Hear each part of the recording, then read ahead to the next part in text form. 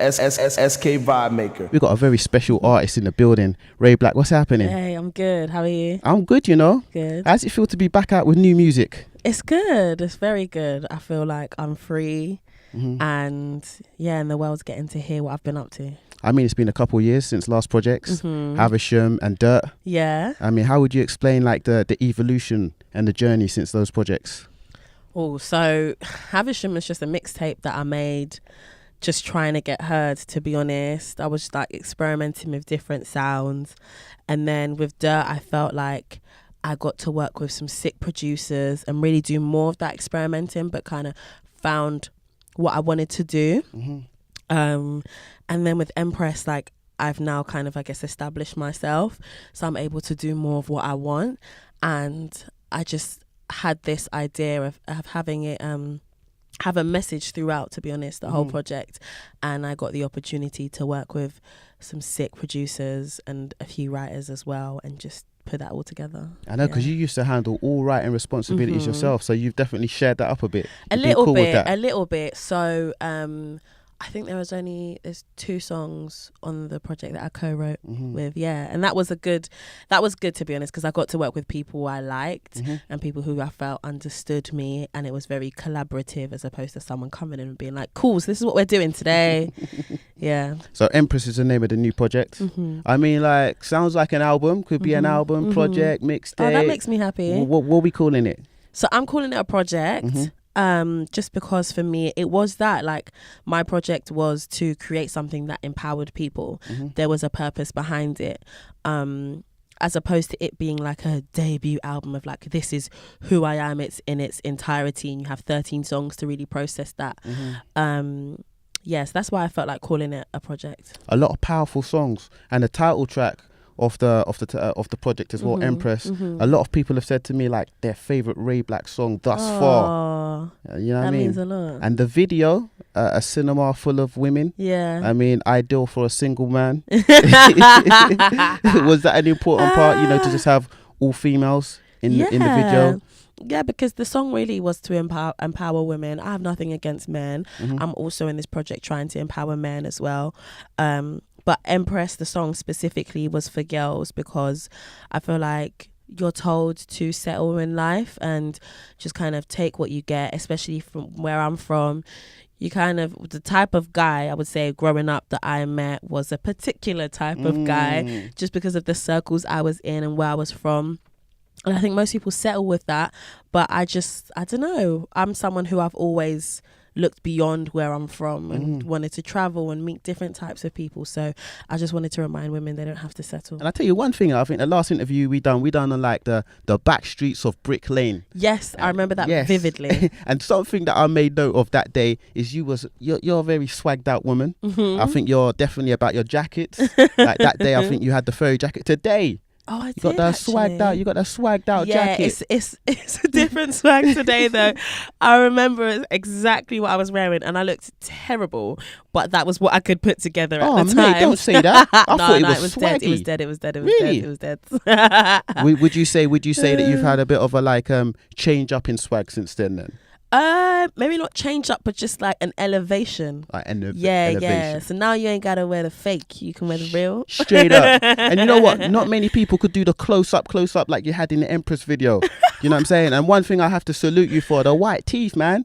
That was on fleek. So many people have said about my teeth. That's was it a dentist appointment that day, or teeth whitening, or are you just generally about those good teeth? No, man. I just brush my teeth every day. Just every day, guys. Brush the tongue too, because otherwise your breath will be kicking.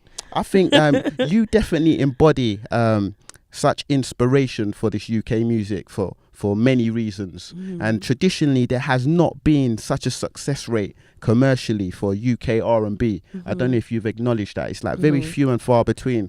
How have you felt of like the history of UK R&B so far? What's been inspiring for you? Well, I guess for the most part, it hasn't really existed.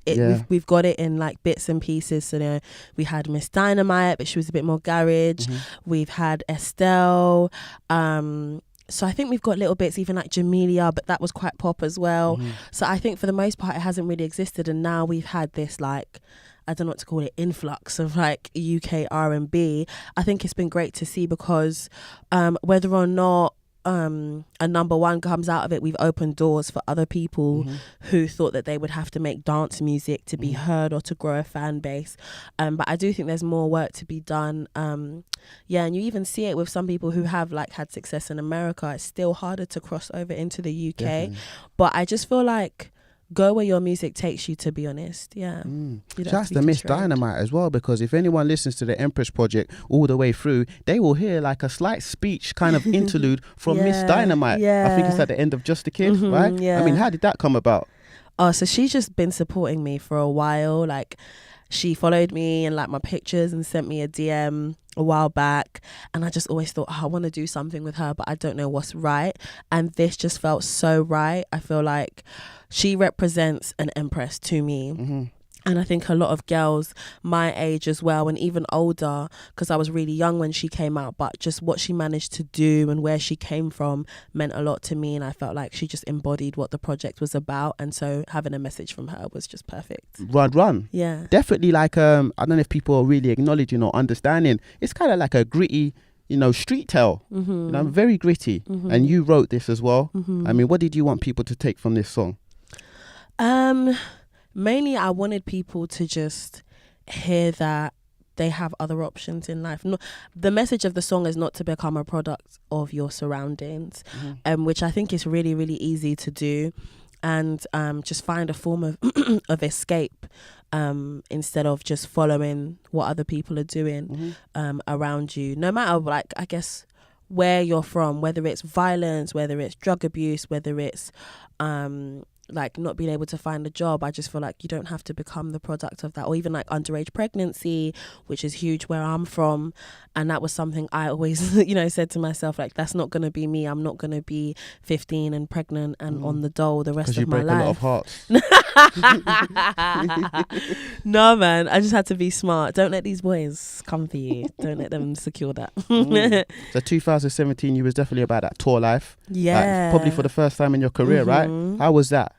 That was mental. I was extremely busy 2017. I'm busy now, but I was just constantly on the road. Like, it didn't stop. I think from February to like October, I was on the road a lot. It can kind of be underestimated, that tour life. People think it's just like loads of fun. There's a lot of fun involved. There's a lot of sleep deprivation, missing family and friends. Was it an easy adaptation for you? It wasn't. I'm not even gonna lie and be like, it was fine. No, it was really hard. It was a new world for me, and especially with the intensity of it. Like, I think some people, their first tour, they do maybe like 3 dates or 4 dates. I went on a European full-on tour for like 3 weeks with Emily Sande. So I was taking a flight every single day, probably more flights than I'd taken in my life in that 3 weeks. And then I was doing like every festival in Europe and in the UK. It was mental. It was mental. So tour life in 2017, and you released a very important track for me, which was Patience, the freestyle. Oh, yeah. And you spoke a lot about, independence, major label, being an independent artist and kind of like not selling your soul. And we thought that you'd stay independent forever. Really? But we kind of thought, for longer. But since then, you've signed a major label deal. How has that transition been? That transition it's been great, I think I'm in a position where I came into a label situation having established myself already. So I guess people are kind of working around you and seeing how they can develop what you already are more, as opposed to giving you a new identity. And it feels more collaborative this way as well, instead of kind of just being like told, okay, do this, do that. So it's been a smooth transition. Don't beg. Yeah. This is you talking about, shutting down a relationship after feeling sick about the relationship, not happy in the relationship, fronting in the relationship, breaking hearts again. I'm not a heartbreaker, I promise. I mean, I kind of see like a theme in a lot of your music of you like breaking hearts. I'm not. Am I a heartbreaker? I don't know. I don't think so. I remember you telling me before that you've never had your heart broken. Yeah. I still, It's changed since. I still haven't really. I've almost got me. Damn. Almost got me. So talk to us. I mean, was this a true story from Ray Black's perspective? Like, is there someone that hears this song like, damn? Yeah, like all my songs come from a truthful place. So that was definitely from a situation where I was seeing someone who was just trash, to put it to put it plainly. He was just trash and just could never see like how rubbish he was being, could never acknowledge that, and thought everything was cool. And it just kind of got to a point where I was like, I'm tired of complaining. This just has to come to an end now, really. And I think, yeah, it just got too late where he was then trying to be like, okay, I'm going to change, I'm going to do this, I'm going to do that. And I just wasn't interested anymore. Yeah. Damn. Can't mess with the Empress. Can't, man. Get me? Can't. When did the making of this project begin? How long was it in the making? 2016. So Run Run was actually the first song that I made, and that got added to the project. So I guess, yeah, like 2 years in the making. I made the last song April this year. Straight. I mean, the cover art to me, very, very nice. Thank you. Black and white, you on the block with the kids. Yeah. I mean, was this your direction? Was this the picture you had for the cover? Yeah, we went through quite a few options, to be honest. It was like, okay, me on a horse riding through the hood, or me with my family, or there were different options, but I definitely wanted it to be about community, and I wanted it to feel real and raw. But my main thing was just, it's about community, because the project is about uplifting others around you. Yeah, and I'm so happy it came out like that. There's a lot of bars on the project as well. I feel like there's always been bars. There's always a 16 bar a lot of the time from Ray Black, from Ray Blizzy. Yeah. I feel like in another life, because I know you've been rapping for about 10 years now, right? Right. Since you was about 15, I remember you telling me. Was there ever, an idea that you'd put out a rap album or anything like that? I feel like in another life we could be sitting down, it could be Ray Blizzy, the rap artist. That's sick. Maybe. I've never thought about doing a purely rap album, but do you know what? Now you've said it, maybe you might have started something. I mean, you're barring sharper than a few of these female MCs out here, a few rappers, male or female. Thank you. Maybe you got a future in writing some bars for them. You never know. Might be ghostwriting soon. Trust. One thing, there's many things I like about you as an artist, but one thing in particular which is very important is the Britishness. You keep it very British. There's a few artists buzzing at the moment, but they don't keep it as British. Is it important for you to preserve the Britishness? Is that something you think about? Yeah, it is important for me. I think it kind of happens naturally just because I write a bit the way I speak. So like on Run Run saying pig and use, like that's just how I speak. It's not intentional being like, let me use some colloquial British slang at all. It's just like, that's where I'm from. That's who I am. So I think naturally my music will always have some British flavour in there, no matter what kind of song I'm making, or Straight if I go up to America. Yeah. Now we got Mama, the single. Obviously inspired by your mother. Yeah. You know what I'm saying? Who's definitely being a cheerleader throughout your career, a single mother as well, channeling the energy of Tupac, you know what I mean? Being inspired by. Talk to us about this song. Was this easy to make, dedicating to your mother and making this a single? It was so easy to make, like so easy.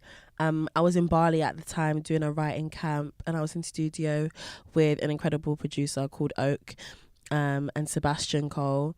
And it was the last day actually of the writing camp, and I think the whole time we were all kind of focused on just getting like straight bangers, hits, and he asked me what I wanted to do that day, and I think I was just feeling really reflective of like, wow, I'm really in Bali right now with this guy that has like 10 Grammys and making this song, and I wouldn't be here if my mum hadn't pushed me and told me to keep going and supported me. And so I was just like, I just want to make a song about my mum. The thing about this song is when you're going to be doing your tours thus far performing this song, I feel like there's going to be a lot of tears in the crowd, man. Are you ready for that? You might have to take a big box of tissues to just give out to everybody. Start giving it out. Do you know what I love about this song? I've started performing it now, is that people really connect with it and they like sing along to it. So I get people doing the shout out to my mama, and they all sing along. And I can see on their faces like they're really thinking about their mom and shouting out their mom, and I love that so much. Do you remember the point, Ray Black, when you felt like, I found my voice, I'm a serious artist now, I could do this professionally? Because I find it so interesting when different artists tell me the answer to this. Do you remember the point where you found your voice? Yes. Yeah, I feel like I do. And I feel like it was after I put out Dirt. Really? Yeah. That late? Yeah, it was after I put out Dirt, because I felt like I was still trying things out. I was still figuring myself out a bit and what I wanted to do, because I always wanted to be a singer and always write songs. But I think I didn't know before that, like, as an artist, you need to have things put together, like something you represent or what people know you for or what it is you make. But I've always just enjoyed writing, like rap, pop, hip hop, R&B, even some kind of like punk music is in my folder. So I think it was after that I was like, this feels like who I am. Jeez. Yeah. Listen, the future's bright, the future's blizzy. You get me? It's been a good conversation today. Yeah. SK Vibemaker.